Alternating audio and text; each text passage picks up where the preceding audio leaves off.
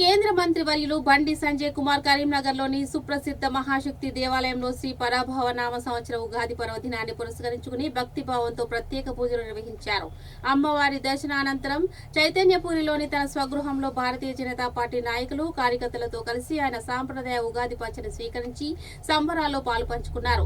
ఈ సందర్భంగా ఏర్పాటు చేసిన ఆత్మీయ సమ్మేళనంలో పార్టీ శ్రేణులకు ఆయన పండుగ శుభాకాంక్షలు తెలియజేస్తూ కొత్త సంవత్సరంలో రాష్ట్రం దేశం సుభిక్షంగా సాగాలని ఆకాంక్షించారు.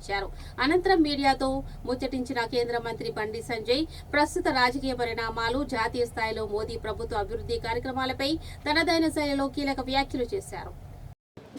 దీనికి పరాభవన సంవత్సరం చెప్పి తప్పుడు ఆలోచనతో ఒక టెన్షన్తో ఉన్నారు. ఇదంతా తప్పు. సనాతన ధర్మంలో, హిందూ ధర్మంలో అన్నిటినీ మంచిని జోడించి అందరికీ మంచి జరగాలని చెప్పి కోరుకున్నటువంటి ధర్మమే హిందూ ధర్మం. కాబట్టి అందరం కూడా ఒక మంచి ఆలోచనతో ముందుకు పోవాలని చెప్పి, అందరి కష్టాలన్నీ తొలగిపోవాలని చెప్పి, పల్లెలు, నగరాలు, పట్టణాలు అందరూ కూడా నివసిస్తున్న ప్రజలందరూ కూడా సుఖ సంతోషాలతో ఉండాలని చెప్పి, మీరు మీ కుటుంబాలు నిండు నూరేళ్ళు ఆయురారోగ్యాలతో ఉండాలని చెప్పి, ఈ పరాభవన సంవత్సరము మీ అందరికీ ఒక విజయం సాధించేటువంటి విజయవంతమైన సంవత్సరంగా ఉండాలని చెప్పి మనస్ఫూర్తిగా నేను నమ్ముకున్న ఆ మహాశక్తి అమ్మవారిని వేడుకుంటూ, మీడియా మిత్రులకు మీ అందరూ కూడా శ్రీ పరాభవన సంవత్సర శుభాకాంక్షలు. మీరు మీ కుటుంబాలు కూడా నిండు నూరేళ్ళు ఆరోగ్యాలతో సంతోషంగా ఉండాలని చెప్పి వేడుకుంటూ, మొన్న అసెంబ్లీలో ఎంఐఎం పార్టీకి సంబంధించినటువంటి శాసనసభ్యులు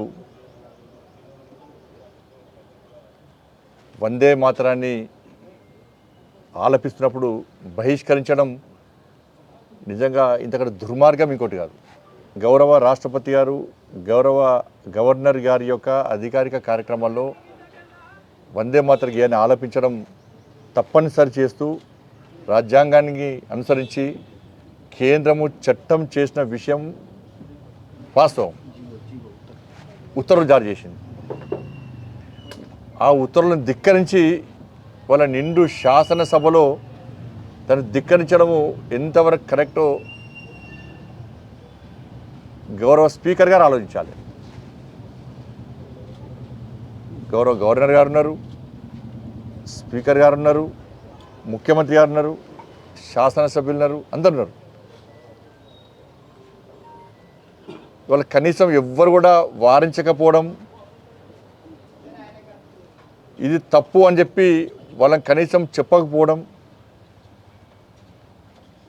ఇది ఎంతవరకు కరెక్టో శాసనసభ్యులు, గౌరవ స్పీకర్ గారు ముఖ్యంగా ఆలోచించాలి. ఎందుకంటే శాసనసభ్యుల మీద చర్యలు తీసుకునేటువంటి అవకాశం ఎవరికి లేదు. వాళ్ళ కస్టోడియన్ ఎవరు? స్పీకర్కి అధికారులు ఉన్నాయి. ఇప్పటికే ఎమ్మెల్యేల పార్టీ ఫిరాయింపుల వ్యవహారంలో స్పీకర్ గారు తీసుకున్న నిర్ణయం పట్ల ప్రజలందరూ కూడా నవ్వుకుంటున్నారు. ఇదెక్కడ నిర్ణయము? రాష్ట్ర ముఖ్యమంత్రి గారే కండోహలుగా ఆహ్వానించారు. ఆ నాయకులందరూ కూడా కాంగ్రెస్ పార్టీ నాయకులు అని చెప్పుకుంటున్నారు. అయినప్పుడు కూడా ఒక నాయకుడు అయితే ఒక పార్టీ మీద గెలిచి ఇంకో బీఫామ్ మీద ఎంపీగా పోటీ చేసిందని చెప్పి అన్ని ఆధారాలు ఉన్నప్పుడు కూడా క్లీన్ చిట్ ఇవ్వడంతో స్పీకర్ అనే వ్యవస్థ మీద, శాసనసభ వ్యవస్థ మీద ప్రజలకు నమ్మకం లేకుండా పోయింది.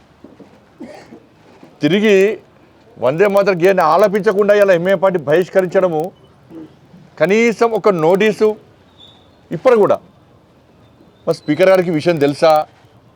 కేంద్రము 2026లో ఉత్తర్వులు ఇచ్చిన విషయం స్పీకర్ గారికి తెలుసా? ఇప్పుడు శాసనసభ సంబంధించి అధికారులు గౌరవ స్పీకర్ గారికి విషయం చెప్పినరా, చెప్పలేదా? వాళ్ళకన్నా తెలుసా?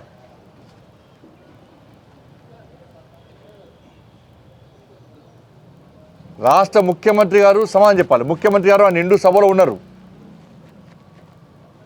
మరి ముఖ్యమంత్రి గారు ఎంఏ పార్టీ యొక్క వ్యవహార శైలిని సమర్థిస్తురా, వ్యతిరేకిస్తురా?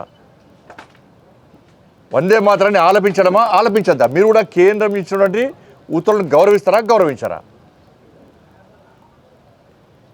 ఇది భారతీయ జనతా పార్టీకి సంబంధించినటువంటి విషయం కాదు. ఇది ఈ దేశంలో ఉండాలంటే వందే మాతరాన్ని ఆలపించాల్సిందే. ఈ దేశ పౌరులను భావిస్తే నిజంగా మేము గిట్లా ప్రభుత్వంలో ఉండేది ఉంటే నెక్స్ట్ అధికారంలోకి వచ్చేది మేమే. ఎంఏఎం పార్టీ మెడల్ వంచి గల్లబట్టి మెడల్ వంచి ఇలా వందే మాత గీతాన్ని పక్క ఆలపించే విధంగా తప్పకుండా చర్యలు తీసుకుంటాం మేము. తెలంగాణ రాష్ట్రంలో ఉన్నటువంటి భారతీయ పౌరులను భావించే ప్రతి వ్యక్తి రాజకీయాలకు అతీతంగా వందే మాతర గీతాన్ని ఆలపించే విధంగా మేము పక్కా చర్యలు తీసుకుంటాం. ఎవడైతే వందే మాతర గీతాన్ని వ్యతిరేకిస్తారో వాడిని లోపడేసి కటకట లోపడేసి భారతీయత ఏందో, భారతీయత గొప్పతనం ఏందో, భారతీయత దమ్మేందో వాళ్ళు చూపడతాం. మేము మెడలు వంచి బెదిరించి వాడిని ఏం చేయాలో అది చేసి ఇస్తాం. ఇది దమ్మున్నటువంటి పార్టీ, దమ్మున్న ప్రభుత్వం చేసేటువంటి చర్యలు ఇది. కానీ ఓటు బ్యాంక్ రాజకీయాలకు కకుర్తిపడి ఎంఏ పార్టీకి అడుగులో మడుగులో వాళ్ళ మోచేతి నీళ్లు దాక్కుంటూ కేంద్రం ఇచ్చినటువంటి ఉత్తర్వులను ధిక్కరించినా కూడా రాష్ట్ర ముఖ్యమంత్రి గారు, గౌరవ స్పీకర్ గారు స్పందించకపోవడం ఇంతకంటే సిగ్గుచేటి కూడా కాదు. దీన్ని ముఖ్యమంత్రి గారు చెప్పాలి, సమాధానం చెప్పాలి. ఎందుకు సమర్థిస్తారు, ఏ విధంగా సమర్థిస్తారు? స్పీకర్ గారు మీ వివరశైలి ఏంది?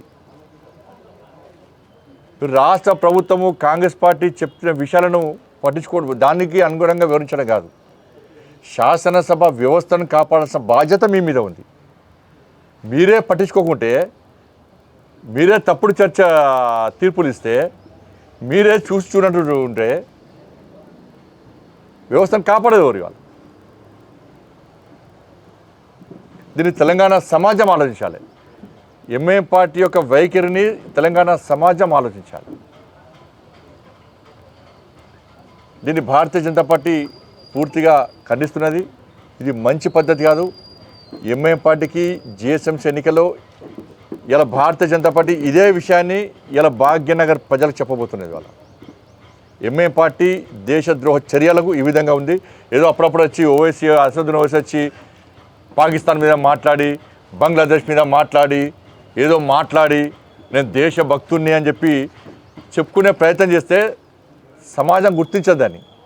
నీ కాలేజీలోనే దేశద్రోహంలో పెట్టుకున్నావు.